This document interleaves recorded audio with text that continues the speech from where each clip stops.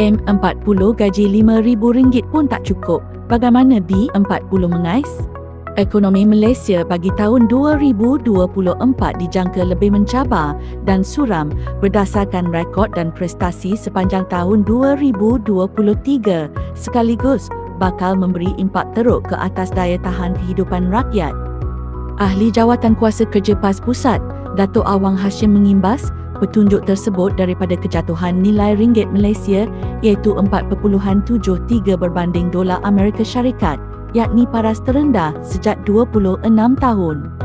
Sebenarnya pada tahun lepas iaitu Oktober 2023, Malaysia juga mencatat ringgit terendah dalam sejarah pada harga 4.79 berbanding dolar Amerika Syarikat. Sejak Jun 2023, ringgit tidak pernah naik melebihi paras 4.5 berbanding dolar Amerika Syarikat.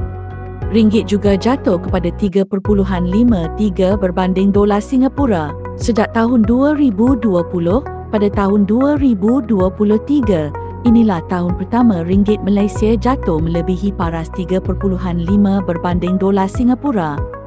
Ahli Parlimen Pendang itu turut membentangkan data dari Jabatan Perangkaan Malaysia DOSM yang telah mengeluarkan anggaran keluaran dalam negara kasar KDNK bagi suku keempat tahun 2023.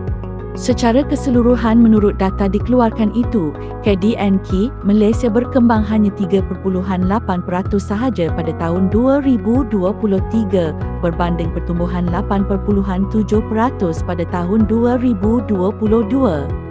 Bahkan menurut beliau, kadar pertumbuhan setiap suku tahun ST pada tahun 2023 juga lebih rendah, iaitu suku tahun pertama sebanyak 5.6%, suku tahun kedua 2.9%, suku tahun ketiga 3.3% dan suku tahun keempat 3.4%. Berbanding tahun 2022, iaitu suku tahun pertama 4.8%, suku tahun kedua 8.8%, suku tahun ketiga 14.1% dan suku tahun keempat 7.1%. Malah kata Datuk Awang, jumlah dagangan Malaysia menyusut 7.3% bagi tahun 2023 di mana telah menurun 10 bulan berturut-turut sejak Mac sehingga Disember. Selain ekspor menguncup 8% dan import susut 6.4% berbanding tahun 2022.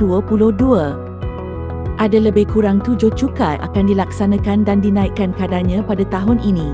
Tarif elektrik dan tarif air dinaikkan. Subsidi petrol dan diesel ditarik. Jika M40 pun ada yang merungut gaji RM5,000 tidak cukup, bagaimana dengan B40 yang perlu mengais makan setiap hari?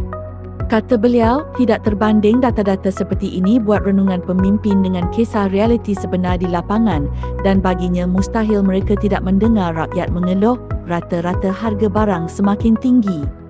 Tempelaknya, jika tidak faham lagi punca semua itu di mana? Baik diimbau sahaja analisis yang dibuat Perdana Menteri Datuk Seri Anwar Ibrahim semasa menjadi pembangkang suatu masa dahulu. Kenapa dahulu? Kerana dahulu beliau yang paling berjuang untuk rakyat dan untuk ekonomi negara. Apa kata Anwar? Harga import naik sebab apa? Sebab ringgit jatuh? Sebab apa ringgit jatuh? Sebab hang tak reti jaga negeri ini. Harga ringgit jatuh kerana tidak stabil, orang tak yakin, pelabur tak masuk. Petik Datuk Awang, mengajuk bidasan Anwar. Beliau sehubungan itu membawa renungan daripada kalimat pernah diungkapkan oleh ulama Indonesia, Profesor Amrullah Karim atau Hamka, bahawa dalam zaman revolusi banyak bertemu orang yang mencela keburukan pemerintah dan bersikap menentang. Tetapi kalau dia diberi suatu pangkat, mulutnya pun diam pada mulanya. Lepas zaman diam, berganti dengan zaman gembira. Lepas zaman gembira, terus meningkat kepada zaman menerima dan melakukan segala kesalahan yang dicelanya dahulu, petik beliau.